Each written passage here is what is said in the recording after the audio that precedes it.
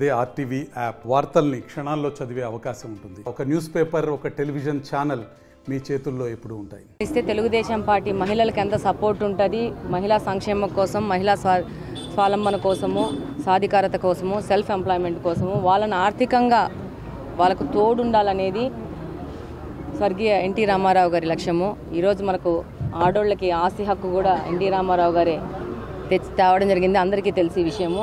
ఆ తర్వాత డ్వాక్రా పథకం అని మొదలుపెట్టేసి చంద్రబాబు నాయుడు గారు మహిళా సంక్షేమం కోసం ఎంత పాటుపడ్డారో తెలుసు. ఆయన మానస పుత్రిక డ్వాక్రా అనేది. ఆ తర్వాత మహిళలకి ఎన్నో సంక్షేమ పథకాలు, మహిళలకి ప్రాధాన్యత. ఈరోజు కడప నియోజకవర్గంలో ఓ మహిళగా నాకు అవకాశం ఇచ్చి ఇక్కడ మహిళ అవసరం ఉంది అనేసి గుర్తించిన మొట్టమొదటి వ్యక్తి శ్రీ నారా చంద్రబాబు నాయుడు గారు. ఈరోజు ఆయన అడుగుజాడుల్లో మేము కూడా వెళ్తూ కడప నియోజకవర్గంలో ఈ యొక్క రేషన్ షాపులు పేద బలుగు బలహీన వర్గాల కోసము వాళ్ళకి తక్కువ సరసమైన ధరల్లో వాళ్ళకి నిత్యావసర సరుకులు తీసుకొచ్చే విధంగా పెట్టిన రేషన్ షాప్లో ఎక్కువగా మహిళలకు ప్రాధాన్యం ఇస్తూ మహిళలతో ముందుకెళ్తున్నాము. ఈరోజు మీరు గత 5 సంవత్సరాల వైఎస్ఆర్సీపీ ప్రభుత్వంలో చూస్తే ఎలా ఉంది, అంతకుముందు 14వ 19వ సంవత్సరంలో ఎలా ఉందనేది ముఖ్యంగా గమనిస్తే 14-19వ సంవత్సరంలో రేషన్ షాపులలో రాగి పిండి, గోధుమలు, ఉద్దిపప్పు, శనగపప్పు, ఆయిల్ అన్నీ ఇచ్చేవాళ్ళు. ఈరోజు ఈ 19 నుంచి 24 వరకు బియ్యం ఒక్కటే ఇస్తున్నారు. ముఖ్యంగా గమనించాల్సిందంటే ఈ బియ్యం కూడా ప్రధానమంత్రి దగ్గర నుంచి సెంట్రల్ గవర్నమెంట్ నుంచి వచ్చే 5 కిలోల పర్ పర్సన్కి వచ్చే బియ్యాన్ని వీళ్ళు జగన్మోహన్ రెడ్డి తన బొమ్మ వేసుకొని ఈయనేదో ఆయన ఇంట్లో సొమ్ము తీసుకొచ్చేసి జనాలకి ఇస్తున్నట్టు ఒక రకమైన ఒక అపోహ క్రియేట్ చేస్తూ బండ్ల పెట్టి బండ్లలో బొమ్మలు వేసేసుకొని జగన్మోహన్ రెడ్డి గారే తన ఇంట్లో పండించేసి బియ్యం ఇచ్చినట్టు చేసినారు. ప్రజలు ఇదంతా గమనించినారు కాబట్టి ఈరోజు 24వ సంవత్సరంలో ఒక చారిత్రకమైన రిజల్ట్ ఆంధ్రప్రదేశ్లో ఇవ్వడం జరిగింది. భారతదేశంలో ఎక్కడే జరగలేదు.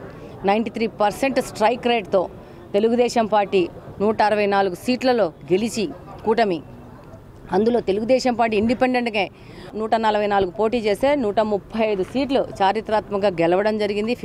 లోపల మాట్లాడుకునే మాట ఏంటంటే 40,000 కోట్ల ప్రజల ఆస్తులను, ప్రభుత్వ ఆస్తులను కబ్జా చేసినారు.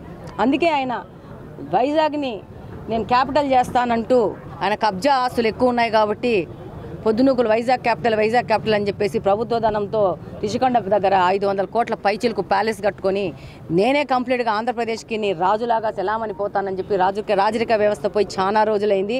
కానీ జగన్మోహన్ రెడ్డి ఒంట్లో రాజరిక వ్యవస్థ పోయిందని ఆయనకు ఆలోచన లేదు. ఇంతకంటే అధ్వాన్నమైన మనిషిని రాష్ట్రం మళ్ళా చూడదు. ఎంతో కొంతమంది ఆయనకు ఓట్లు వేసిన వాళ్ళు కూడా ఈ యొక్క ఫ్యాక్ట్స్ అన్ని బయటకు వస్తుంటే రియలైజ్ అవ్వాల్సిన అవసరం ఉంది. రాష్ట్రాన్ని కుదేలు చేసినారు. దీన్ని ఇప్పుడు బయటికి తీసుకురావడానికి చంద్రబాబు నాయుడు గారు చాలా పరిశ్రమల నుంచి పెట్టుబడులు తీసుకొని వస్తూ ఉంటే ఇక్కడేదో గొడవలు జరిగిపోతున్నాయి, ఇక్కడేదో అశాంతి ఉంది, లా అండ్ ఆర్డర్ ప్రాబ్లమ్స్ ఉన్నాయని చెప్పి మనం పోయి జంతర్ మంతర్లో పోయి ధర్నా చేసినాడు. ఇది కూడా ఈరోజు కూడా జగన్మోహన్ రెడ్డి ఆంధ్రప్రదేశ్కి వ్యతిరేకంగా పనిచేస్తున్నాడని నేను చెప్తాను. ఎందుకంటే ఇక్కడ ఒక అశాంతి ఉందని చెప్పి బయట నుంచి పెట్టుబడులు పెట్టుకున్న వ్యక్తులకు ఒక అపోహ క్రియేట్ చేయడానికి, ఒక ఆంధ్రప్రదేశ్ మీద ఒక చిన్న చూపు చూపించడానికి పోయి ధర్నాలు చేస్తున్నాడు ఈయన. ప్రజలు గమనించండి, ఈ మనిషి ప్రజాసేవకు పనికిరాడు. ప్రజలకు మరిన్ని వీడియోస్ కోసం ఛానల్ ని సబ్స్క్రైబ్ చేయండి. లేటెస్ట్ అప్డేట్స్ కోసం వాట్సాప్ ఛానల్ ని ఫాలో చేయండి. అండ్ లింక్ డిస్క్రిప్షన్ లో ఉంది.